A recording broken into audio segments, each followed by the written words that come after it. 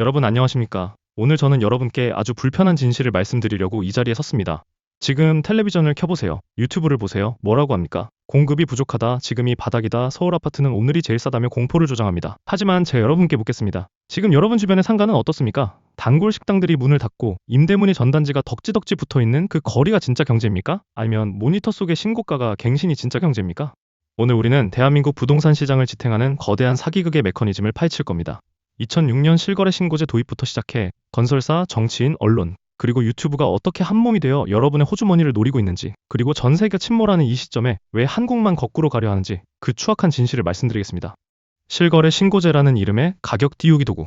자, 시계를 2006년 1월 1일로 돌려봅시다. 당시 정부는 부동산 거래의 투명성을 확보하겠다며 실거래가 신고제를 도입했습니다. 다운 계약을 막겠다는 아주 좋은 명분이었죠. 그런데 말입니다. 이 제도가 20년이 지난 지금 투기꾼들의 가장 강력한 작전 도구가 되었다는 사실을 아십니까? 실거래 신고는 계약 후 30일 이내에 하면 됩니다. 하지만 소유권 이전 등기는 잔금을 다 치른 뒤에 하죠. 이 시차를 이용해 작전 세력들이 무엇을 하느냐? 특정 단지의 아파트를 자기들끼리 역대 최고가에 계약했다고 신고합니다. 그럼 포털 사이트엔 즉시 신고가 경신 딱지가 붙죠. 언론은 기다렸다는 듯이 기사를 쏟아냅니다. 그런데 말입니다. 이들 중 상당수는 등기를 하지 않습니다. 계약을 파기해버리는 거죠. 이유는 간단합니다. 가격을 띄워놓고 일반인들이 추격 매수를 해서 가격이 유지되면 정작 자신들의 진짜 물량은 비싸게 팔아넘기고 유령 계약은 조용히 취소하는 겁니다. 이건 통계의 오류가 아니라 데이터를 이용한 대국민 사기극입니다. 최근 정부가 조사를 시작했다고는 하지만 이미 수많은 서민이 그 가짜 가격에 속아 평생의 빚을 짊어지게 된 뒤입니다. 공급 부족론의 허구, 10억 원짜리 집을 누가 사는가? 일부 전문가와 언론은 입만 열면 공급 부족을 외칩니다. 자, 상식적으로 생각합시다. 공급이 부족하다는 건 살 사람이 넘쳐난다는 뜻이죠. 그런데 7억, 8억, 10억 원씩 하는 아파트를 누가 삽니까? 지금 대한민국 중위소득 가구가 한 푼도 안 쓰고 몇 년을 모아야 그 집을 살 수 있는지 아십니까?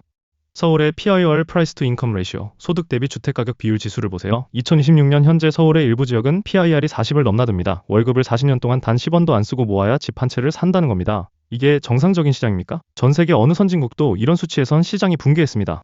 공급이 부족해서 오른다는 말은 건설사들이 고분양가로 집을 팔아먹기 위해 만든 가스라이팅입니다. 수요가 있어도 살 수 있는 가격이어야 수요지. 대출을 90%씩 받아서 사야 하는 집은 수요가 아니라 부채의 노예 계약입니다. 식당 상가가 비어가고 자영업자가 파산하는 마당에 아파트 가격만 오른다는 건 기초 체력이 무너진 환자에게 스테로이드를 주사하며 건강해졌다고 우기는 꼴입니다.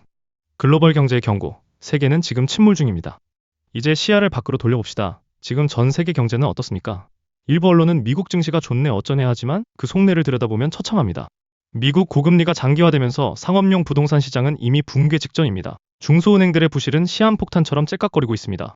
중국 부동산 개발업체들이 도미노처럼 무너지고 있습니다. 중국의 성장을 지탱하던 부동산 신화는 끝났고 이제는 전 세계로 디플레이션을 수출하고 있습니다.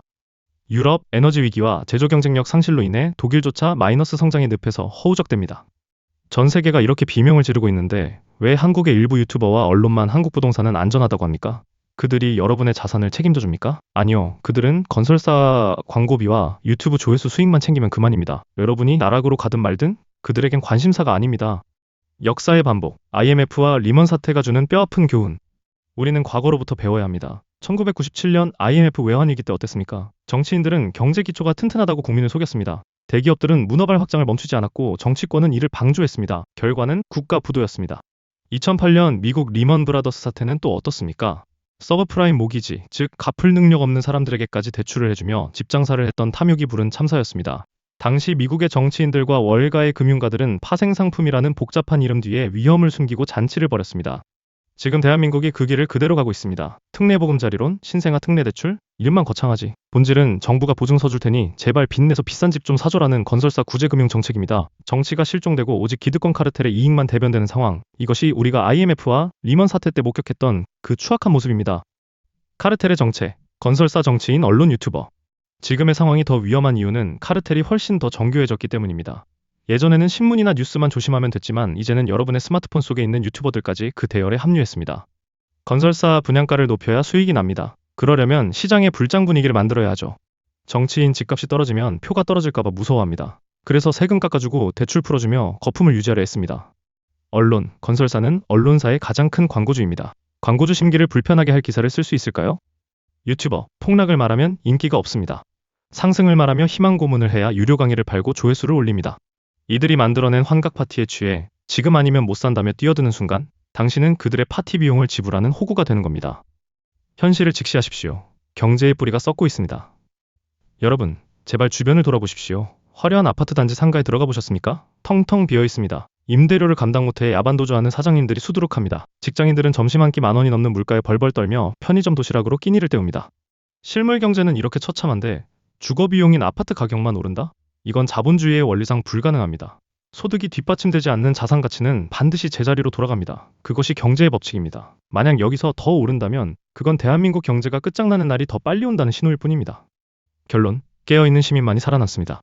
이제 결론을 맺겠습니다. 2006년부터 시작된 제도적 허점, 그리고 이를 악용한 투기 세력과 기득권 카르텔의 사기극은 이제 막바지에 다다랐습니다. 글로벌 경제의 파고는 이미 우리 턱 밑까지 차올랐습니다.